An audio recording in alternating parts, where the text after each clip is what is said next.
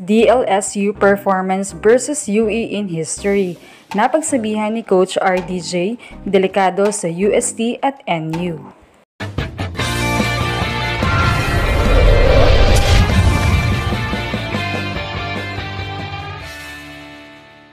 Isang makapanindig balahibo nga ang naging tapatan ng DLSU Lady Spikers at UE Lady Warriors sa ginanap nilang laban. Well, as expected, ay lalaban talaga ang UE kahit na nasa bottom rank sila at wala lang chance sa Final Four.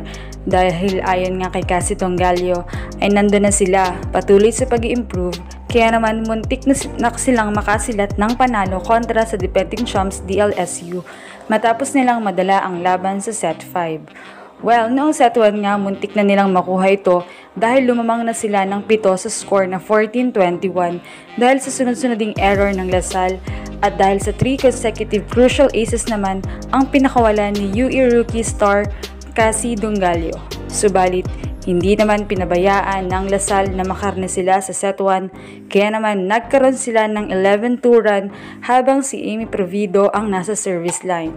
At pinahirapan niya ang UE na makareceive ng maayos, kaya naman nasayang ang malaking lamang ng UE at nakuha pa ng Lasal ang set 1 sa score na 25-23.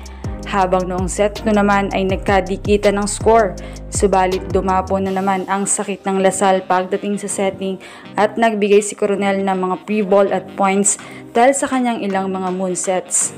Dito ay inilabas si Coronel at pinalitan ni Tolentino, subalit hindi pa rin naging effective kaya naman ibinalik si Coronel, subalit nag-commit ng crucial error si Lapot sa service line at doon na lumayo ang UE at nagpakawala muli si Cassie Tongalio ng 2 consecutive aces kaya naman na-steal nila ang set 2. Habang noong set 3 naman ay lumamang ng malaki ang Lasal sa UE at hindi dito naidikit ng UE ang kanilang score at nakuha ito ng Lasal sa score na 25-17.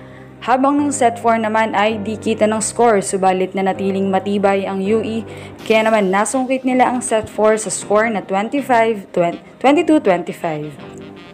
Nadala nila ang laban sa set 5. Sa mahabang panahon at taon nga ay ngayon lamang muling nagka-set 5 ang Lasal at UE na laban, kaya naman makikita na disappointed si Coach Ramil.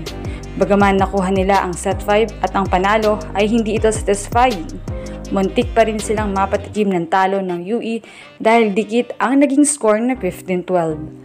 Ayon nga kay Coach Noel, ay talagang hinahanap pa rin ng Lady Spikers si Angel. Makikita rin sa bench si Angel ang kagustuhan niyang makatulong sa team. Malamang ay talagang nasa bon ni Coach ang girls dahil during the game nga ay sobrang frustrated at disappointed na si Coach Ramil sa performance ng girls.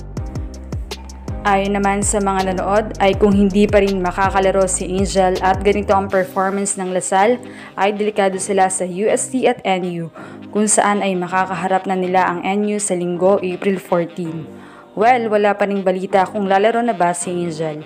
Wala pang statement ang Lasal pero for sure ay pananatilihin nila ang privacy dahil ito ay taktika na rin para sa paghahanda sa kanilang Season 84 and 85 rival na gustong makabawi sa kanila ng panalo ngayong second round. Anong masasabi niyo rito? Leave a comment below. Thank you for watching and don't forget to subscribe.